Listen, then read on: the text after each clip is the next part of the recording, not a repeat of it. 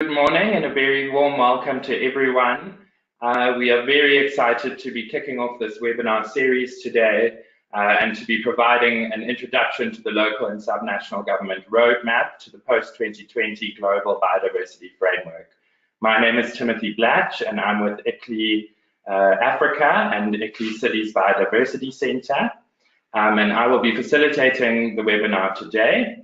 As you can see on your screens, today's agenda, we have two presentations. Firstly, Kobe Brandt, the Director of ICLEI Africa and the Director of ICLEI Cities Biodiversity Centre, will be presenting on behalf of Oliver Hillel from the SCBD on the UN's post-2020 Global Biodiversity Framework and elements for stronger contribution of local and subnational governments there too. Following that, Ingrid Coetzee, Senior Program Manager of ICLEI's Cities Biodiversity Centre, will be providing an overview of contributions by local and subnational constituency between now and COP15. So we are thrilled to have you all join us today, and I think without further ado, we will begin. So let me start first by saying that this webinar will be recorded, and for all those who have registered for the webinar, we will send the recording along with the presentations and some additional information at a later stage. And then there will be two ways in which you can participate in the webinar. We will start to take questions once both presentations are done. And there's two ways in which you can ask questions. The first being the chat room that you will see on the right-hand side of your screen. So feel free to post questions in there. Otherwise, there's the option to raise your hand as well, which we will take questions as soon as both presentations are done. So we're going to kick off with Kobe Brandt, as I said, the Director of ICLEI Cities Biodiversity Centre and the Regional Director of ICLEI Africa, and she is going to be presenting on the UN's post-2020 Global Biodiversity Framework and elements for stronger contributions of local and subnational governments. So over to you, Kobe. Thank you very much, Timothy, and also to everybody that organized it and everybody that's tuned into this webinar.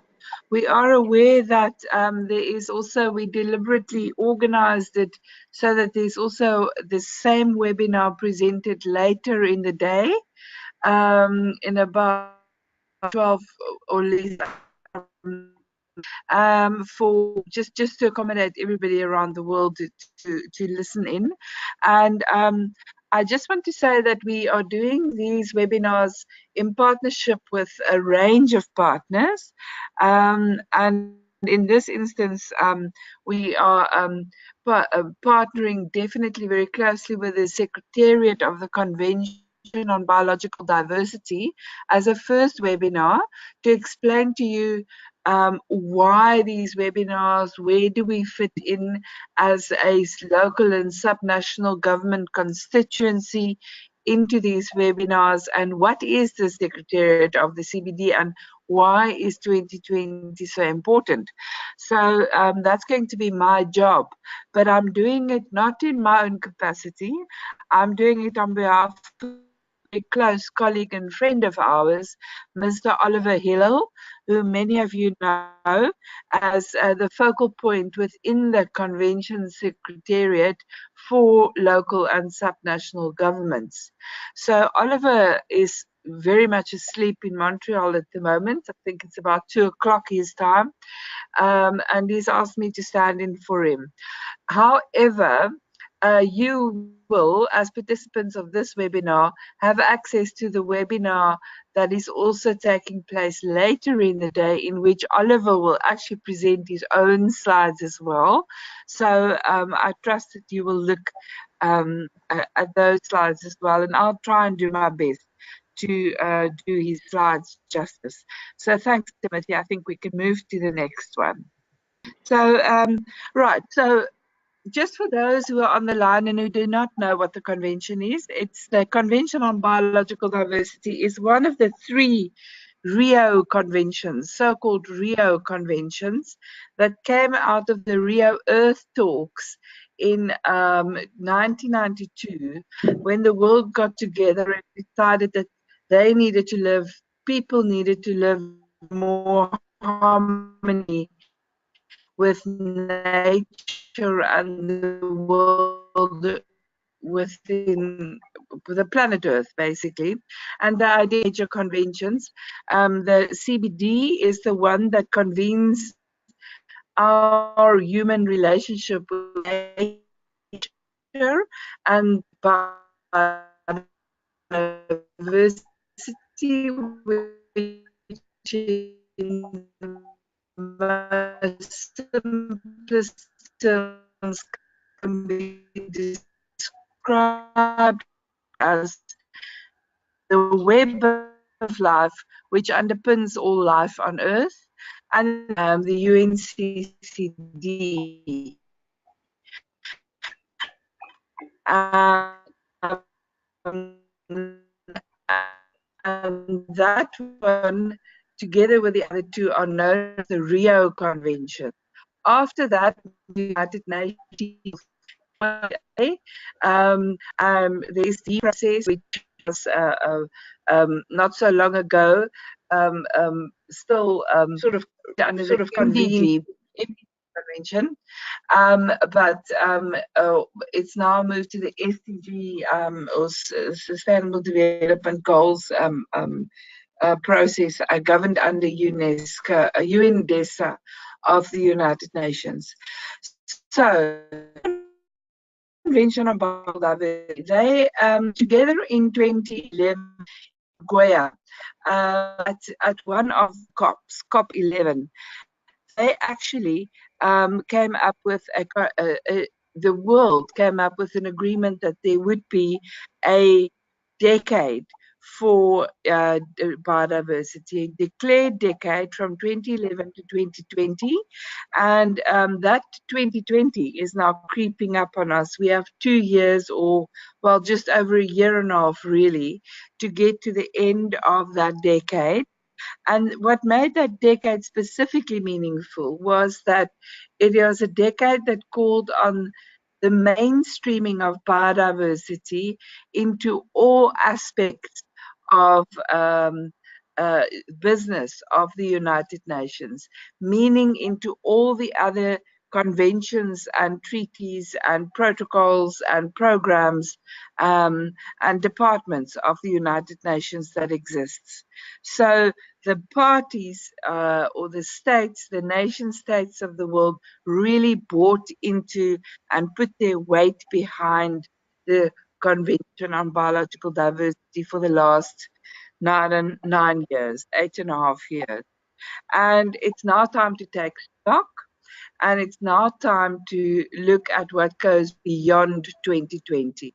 Because there was also in Nagoya an agreement to adopt a new set of targets and indicators, and those are called the Aichi targets, the biological targets, biodiversity targets, and they each have their set of indicators, and many of these are either coming to an end now or by defact in 2030.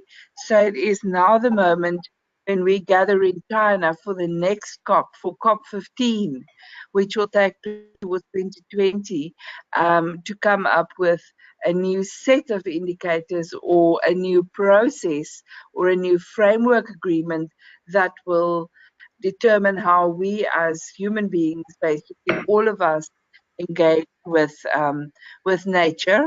And of course that also goes for cities and all levels of subnational governments.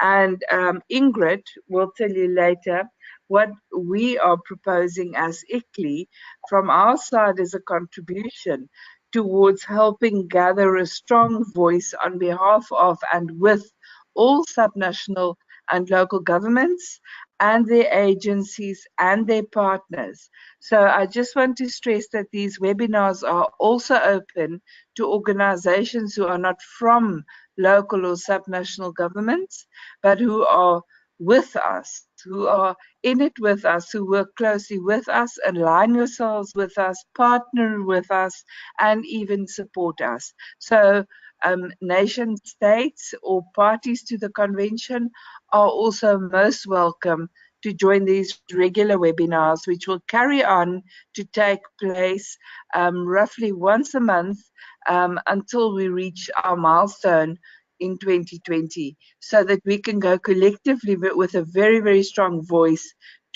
into the discussions that will lead up to 2020, and certainly be in China as a strong constituency whose voice needs to be heard and whose actions need to be part of that post-2020 regime. So Oliver has put out here, in terms of tools, basically a timeline for us, which looks at from the perspective of the CBD Convention, looks at all the different processes which are going to take place. And I'm not taking you through all of them, but I just want to highlight the fact we are in the process now, started already in 2018, where there's a lot of work going on around indicators, around what should be the next indicators, should there be even new indicators, or are the indicators captured in the IT targets still the same ones to be kept? Because as we know, our IT targets are very likely not to be met by 2020. And the world is also busy at the moment through the nation state to deliver the 6 national biodiversity strategy and action plans.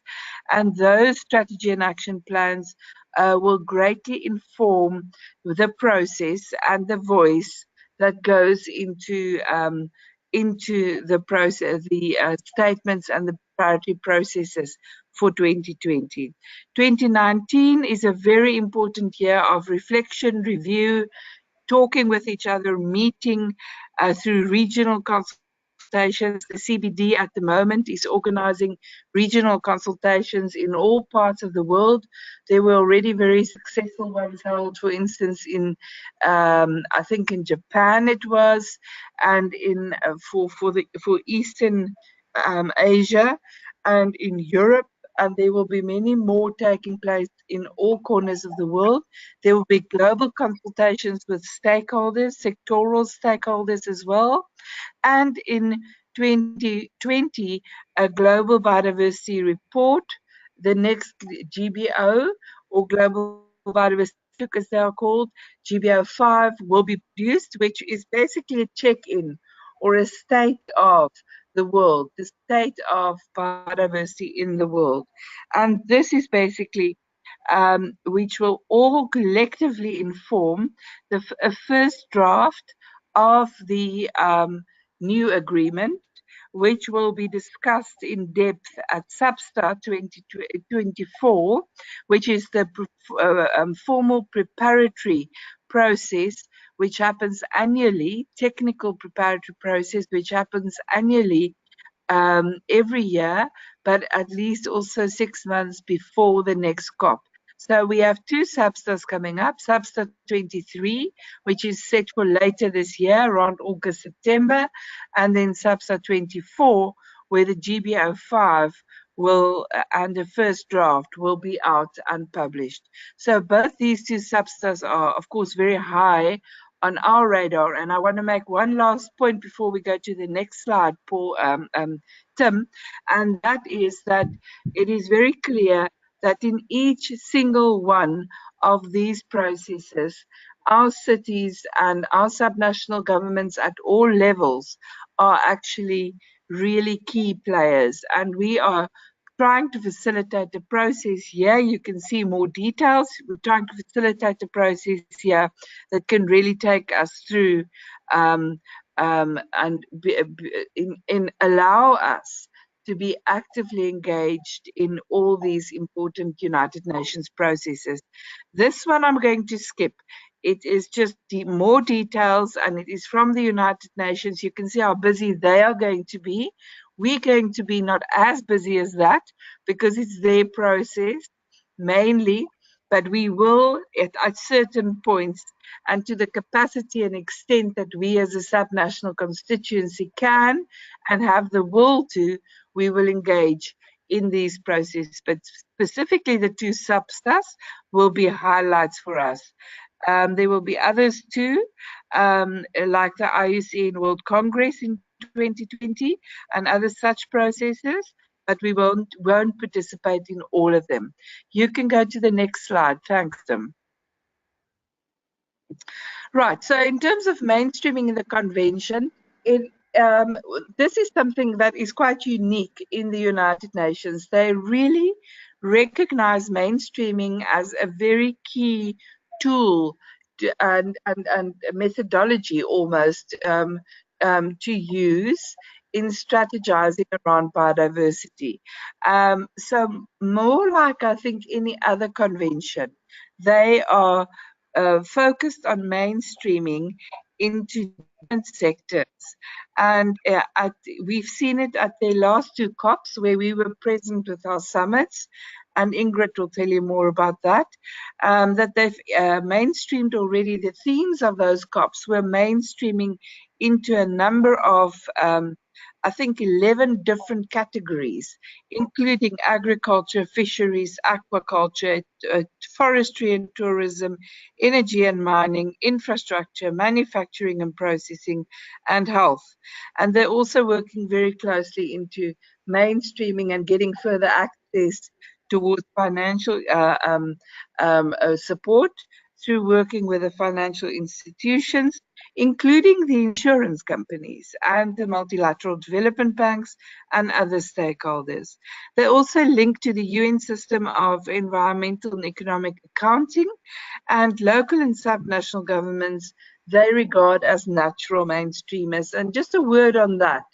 I think nowhere else in the United Nations is there such a clear appreciation at the CBD secretariat level for the work that local and national governments are playing. And that is, if you look at the body of decisions that have been adopted at the last couple of COPs.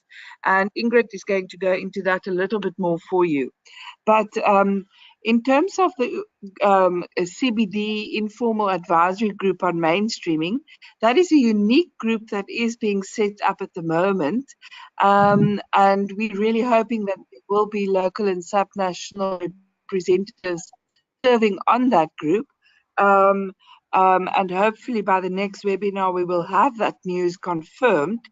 But with the aim of that mainstreaming group will be to support the executive secretary and the bureau in facilitating adoption by 2020 at COP15 of a feasible, well-crafted, coherent, well-accepted and catalytic long-term strategic approach for mainstreaming biodiversity as an integral part of the post-2020 framework. And here they're talking about the global post-2020 framework. 2020 is really going to be the Paris moment for biodiversity, and it's often referred to be that as well. China certainly is fully behind it, and we can look forward to a very active period ahead of, and a very fantastic time at the COP, where we are planning to hold also a major subnational and local government summit, again with our partners, Energy for SDE, for Sustainable Development, as well as the Committee of Regions and a host of other role players. So please mark that in your calendars. The end of 2020, we really want all of us, or our entire constituency, to be with us in China, so that the voice and the statements that we're bringing into the process can be heard loudly and clearly by all the parties. They're going to use a lot of sources of documents. I'm not going to go through all of them, but as you can see in the previous slides, there are many processes underway that are gathering information from national reports, from regional consultations, and from other sources. And these will all inform the process. And then this slide really is just a layout of how many competitive slots there are. 4 candidates. There were 112 candidates that wanted to be in the open-ended working group on mainstreaming, and only 29 slots. But here we have basically, we know that 1 slot is going to be almost earmarked for local and subnational government. So we're keeping fingers crossed there that we will be part of that open-ended working group. And then that open-ended working group's feedback will be very key into both the substance, open-ended working group 1 in June 2019, but then also an open-ended working group 2, which will inform a very important conference you can see at the bottom of that slide there, the Trondheim conference in July 2020, which is just a couple of months ahead of the COP. And by that time, and certainly by United Nations General Assembly in New York in September 2019, there will be already an agreement on the table, which can just be ironed out in further detail when we get to China towards the end of the year. So we can move to the next slide. Thank you, Tim. This slide just speaks to what local nationals, we are part of this. And if you speak to the CE, well, they recognize a very strong role for local and subnational government. It's fantastic. Even stronger. We're going to call for more uptake and stronger mandates from our national governments to help with the decentralization. Arguments are made on this slide. We already, now one is that we already have a very innovative global process, like the Local Action for Biodiversity process, which many of you will remember, and which is preceded by Cities with Nature, which Ingrid is going to talk about more, and Global South projects funded, for instance, by the German EKI mechanism. It's called Interact Bio. The G7 Sustainable Cities program, these are all recognized as pioneers in their field for bringing action and advocacy from our cities and from our subnational governments up to the global level through breaking through the barriers of national governments and collectively form this community we are today. And the question now is, how do we scale up? How do we scale out? And in our H2020 projects across Europe, the same question is being asked. So what I've been witnessing, having been in this process for the last 12 years, is that the upscaling and the outscaling is happening. We're living it. We are seeing it and we are part of it. And we can be very proud which we as a constituency have already achieved and what we are aspiring to. For us, it may seem like common practice, but it is really pioneering for the world, and the nations belonging to the CBD, the signatory nations, all recognize that. There was also the new report that came out at the end of last year, Nature in the Urban Sanctuary report or assessment, and that will further be built upon to look at the critical impacts that local and subnational governments can make, especially also at the city region level, and especially around making these urban-rural linkages. And the third point here is probably the most important one. Subnational constituency, that 2/3 of our budget, biodiversity budget, is spent at the subnational and local level. So we strong ambitions, and the world is waiting for those strong ambitions to feed into the post-2020 framework. Thank you, Tim. Next slide. And this is where I say thank you very much. Oliver is going to do his own presentation on his own slides later this afternoon. You will have a recording of this recording, but also of his. So thank you on behalf of Oliver. It was a pleasure to present him. Over back to you, Tim. Great, thank you for that, Purvi, and thank you for standing in for Oliver.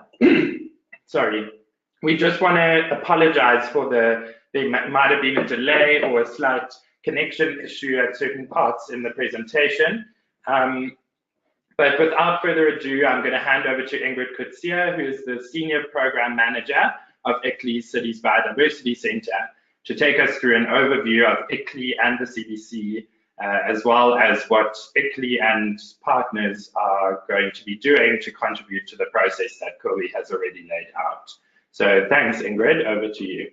Thank you, Tim, and good morning to everybody. I'm going to just start off by, for those of you that are not familiar with ICLEI and the CBC, just say a few words. ICLEI has been in this space for many decades, and you can see that we are a world-leading association. We have a very impressive membership of almost 2,000 cities, towns, and metropolises in 124 plus countries across the world, and we are committed to building a sustainable future for our cities and our city regions, and we also have some state members and provincial members and the communities that live in them.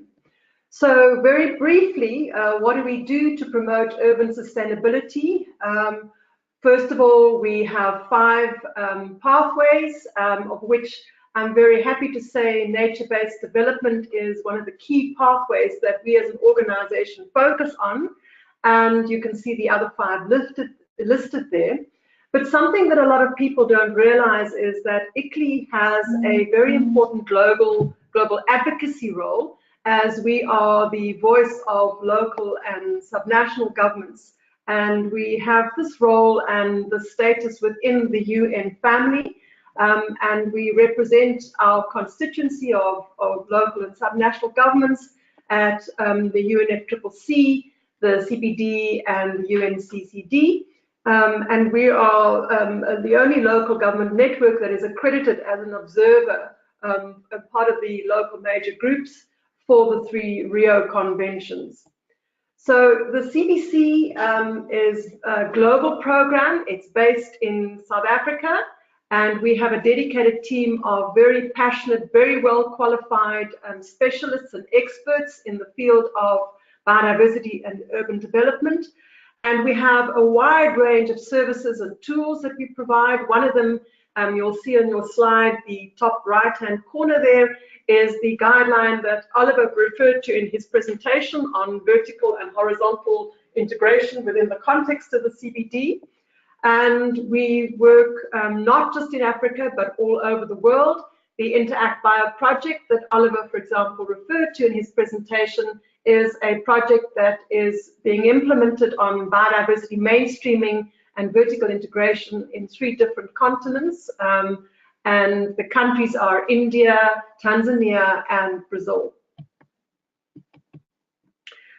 This is just to show you a list of some of the projects that we've been involved in. This is not a definitive list, but our major projects has been the Local Action for Biodiversity program, which initially started many years ago and was a joint ICLEI-IUCN program. And then more recently, the UNO Rivers, the Interact Bio, and there are many, many more. Purvi referred to some of the Horizon 2020 programs that are run through our European office, and these are just some of the examples.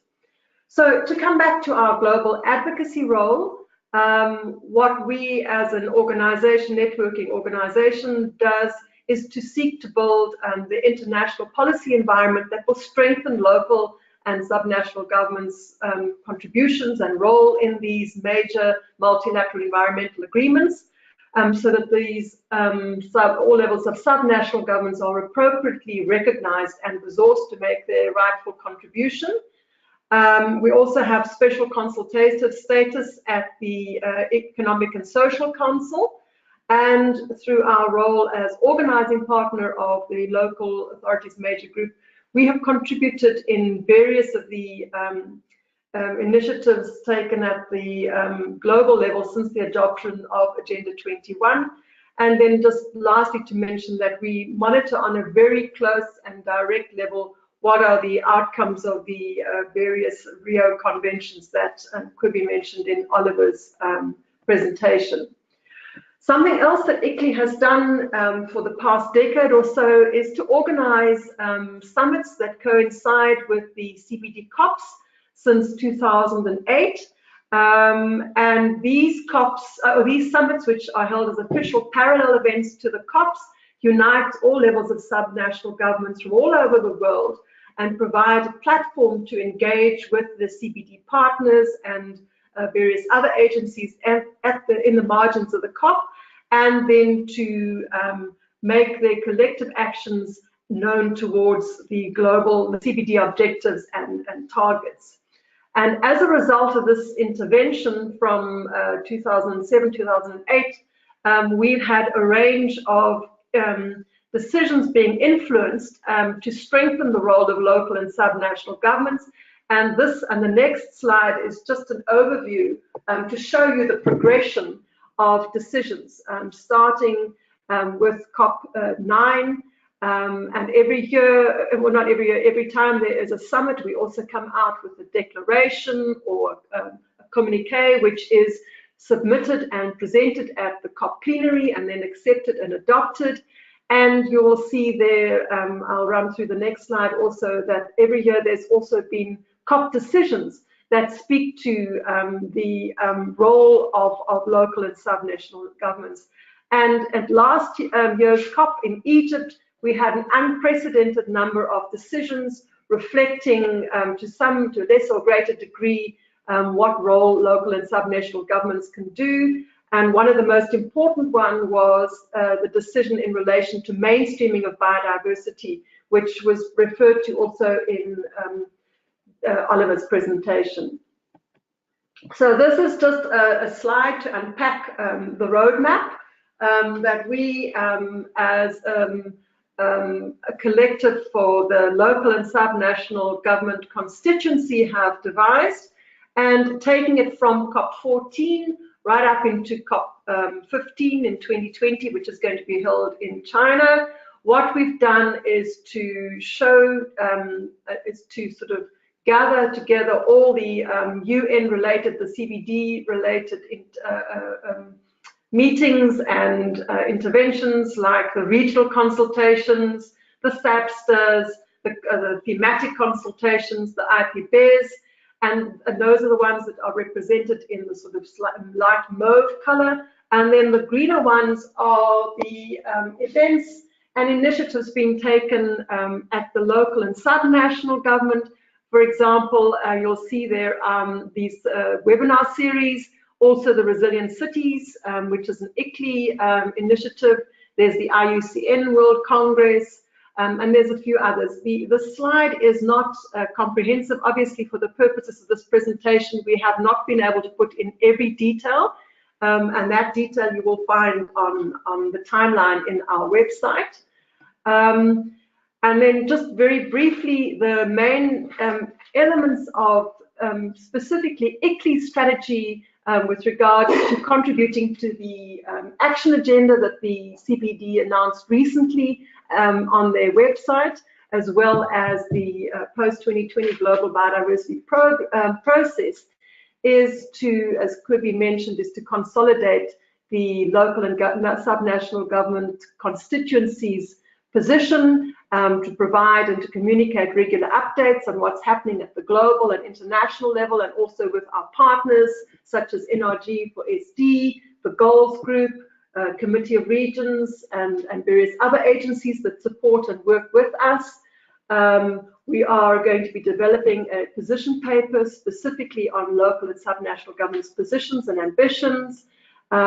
We will hold ICLEI events. We will also participate in the events of our partners, such as Goals and Committee of Regions, NRG for SD, also IUCN World Congress. And then together with our partners, we will be convening the 7th Global Biodiversity Summit in China at COP15. And then very importantly, to mention that the Cities with Nature platform, which has been recognized by the Secretariat of the Convention of Biological Diversity as the official platform for local and subnational governments to make their commitments going forward to the post-2020 framework, that we've also set up. So just briefly to show you some context in which all of this is happening is there is the Global Partnership for Biodiversity in Cities, which was established more than a decade ago, and it's grown out of the Local Action for Biodiversity Initiative and its associated committee, which was in the spirit of the Curitiba Declaration on Cities and Biodiversity of 2007. And then in 2011, it was expanded, and there was set up 2 advisory committees, the one on local governments and the other one on subnationals. And we have just since last year, we have revitalized and sort of in a sense almost reborn the 2 committees to strengthen this partnership going forward in consultation and together with the SCPD and our other partners such as NRG for SD. So these 2 advisory committees are again being reactivated to take the discussions and debates forward. Then, as I mentioned just now, we have a dedicated web page which we have activated so far. At the moment, it's being temporarily housed on the CBC website, but we've just recently appointed software designers so that we can migrate it across to the Cities of Nature website. And essentially, this is a platform which gives you a timeline of the events that are happening. It shows also what the discussions are within the negotiations at the global level. It will have information on our past and future summits. And then it has what we talk about, call the commitments page, which is where local and subnational governments can make their commitments. This webpage we have developed in consultation and collaboration with our partners and with the SCPD. The webinar series, I think Tim did mention in the beginning that we're going to be holding these monthly. And the idea of these webinars is to keep our constituency informed of the various consultation processes and the negotiations around the post-2020 Global Biodiversity Framework, the CBD's action agenda, and then of course the roadmap of the local and subnational governments. What are the actions and etc. All of the things that we're doing, as well as we will then have a range of different themes and topics. One of the things that we want to talk at in one of our later webinars is, for example, the whole discussion that's ongoing at the moment around the links between the climate and biodiversity conventions. We'll give feedback on the regional consultations. We'll talk about issues around vertical integration, biodiversity mainstreaming, what's happening at the SAPSTAs, etc. And the idea is that we have 2 webinars on the same day so that we cover different time zones. And the people that attend these webinars will get the same presentations and the discussions and the issues raised in those webinars will be distributed to both groups. And then if you want to register for the webinars, you can go to our webpage, and the links and the dates are on the timeline. So this is just briefly to show you what the timeline looks. This is not an active thing. For the purposes of this webinar, we haven't made this active because it would be too complicated. But you can, if you follow the website, you will be able to see, go into those different pages. We also will start planning having regular email updates to the people that are registered on our mailing list, just to share the information and keep them up to date with the latest discussions and debates and news events. Cities with Nature is our flagship program at the moment. for engagement with local and subnational governments in relation to how cities can work with and plan with nature, and then and it has various components. It has a registry where we have the pathways that cities can follow, as well as a knowledge and research hub, which we are busy constructing at the moment, and a social media engagement platform, which is also one of the things that we're working on. But the important thing about the Cities with Nature is, as I mentioned just now, that the CBD recognizes the platform Cities with Nature as being the platform where they want local and subnational governments to make their commitments and to express their ambitions for the post-2020 Global Biodiversity Framework. And at the moment, you can access that through the post-2020 webpage that we've got on the CBC website, and it will, within the next couple of weeks, probably a month or so, we will make an announcement that it has migrated across to Cities with Nature. And we're working closely with the Secretariat of the CBD on how to formulate and how to present the commitment page so that it feeds into their process. And this is just a sort of a summary in a nutshell of the history of global advocacy in the biodiversity space, and how it arose and where we're going to. So you can see on the left hand, we've got all the dates going up, and then we've got, we've made the links, for example, with the Millennium Development Goals, the SDGs, and where they're taking things further. Then in the middle, just to the left of the big sort of purple block in the middle, we have the lab program, which was the beginnings of a lot of what we have been seeing now, which was sort of gave birth into the Cities with Nature, and also the links to our post-2020 platform. And then the focus in the middle, it just shows you what's happening at the global level, which the big year there was around, for local and subnational governments, was around 2011, when the Nagoya Plan of Action for local and subnational governments was adopted, and at the same time the strategic plan for biodiversity and the IT biodiversity targets, and now moving into the post-2020 phase. And then just the summits, you can see we haven't identified all of the summits, but the major milestone summits, and then those, how they link to the various COP of the time. Right, and we've got to the point where we can take questions and discussions, and I will hand back now to Tim. Thanks. Great, thanks for that, Ingrid. For all those who are in attendance, we're going to take some questions now. So as I said before, there's two ways in which you are able to ask questions. The first is by typing in the chat box, and the second is by raising your hand.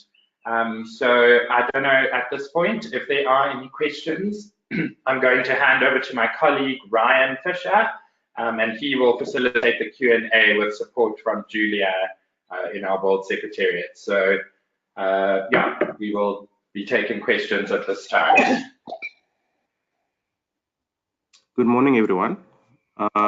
Thanks, Tim. I'm just looking at the questions and chat forms, as well as the dashboard for any raised hands, and there doesn't seem to be any.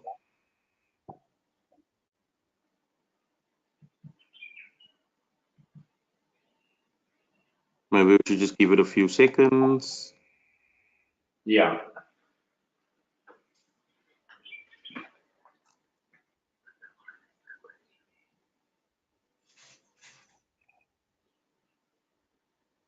Ryan, if I can come in here, this is Kirby.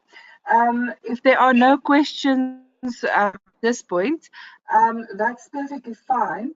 I think we just want to make sure that everybody in this webinar understands that these webinars are going to cover different topics every month related to building up a consolidated voice of subnational governments. And then a specific request of the CBD Secretariat that ICLEI and our colleagues that are most active in this space work together. And we've already mentioned that we'll closely with NRG4SD, the Committee of Regions, but by no means is this a closed process only, and it will not focus on ICLEI's work necessarily. We're not doing this for ICLEI. We're doing this we're facilitating the process, but we're doing this for the constituency of local and subnational governments and their organizations, and as we say, their friends and allies and partners that we work with. So please feel free to join these webinars and actively participate. And you can also indicate to us if you have a strong opinion or a strong input that you would like to make, a contribution that you would like to make in terms of shaping and forming our collective position that we take to the parties 2020. Please let us know. You can reach of us and we will give you a speaking slot in one of these webinars. You can also approach us for thematic issues on the webinars that we could build into the program. So we want to create a participative, open access process. All of these will be recorded and all of these will also be made available on our website. It is important that we as subnational governments come together and have a strong voice, a strong presence, and come forward with the innovation that the CBD has come to expect us, but that the world also needs right now. Because whatever deal is made in 2020 in Beijing for a post-2020 biodiversity framework agreement will have to filter down and will have to be done largely at subnational and local level. So our voices are incredibly important in this process. I just wanted to re-emphasize that again. Thanks for the opportunity. Thanks for that, Kobe. Yeah, again, I'd like to just open the floor and give the opportunity if there are any questions. I see there have been some comments or statements from Teru, and thank you for those, Teru. We are so thrilled that you were able to join us. Teru is from Goals, who's also one of our partners in this process.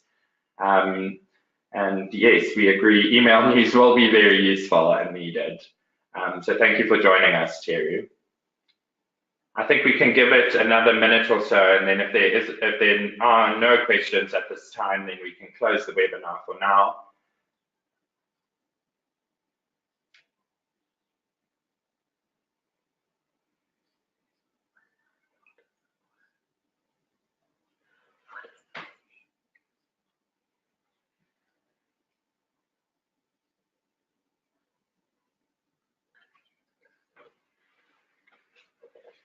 Okay, everyone, that's it for now. As we mentioned before, we will be repeating this webinar, and Oliver Hillel from the SCBD will be joining us in place of the presentation Kobe gave this morning. And that our next webinar today is happening at 3 p.m. South African Standard Time, which is GMT +2. And I just want to take this opportunity to thank everyone for availing yourselves, for logging in. We welcome your contributions throughout the process, as Kobe has already reiterated. And we will, just a reminder that we will send the recording of the webinar as well as the presentations in the coming days.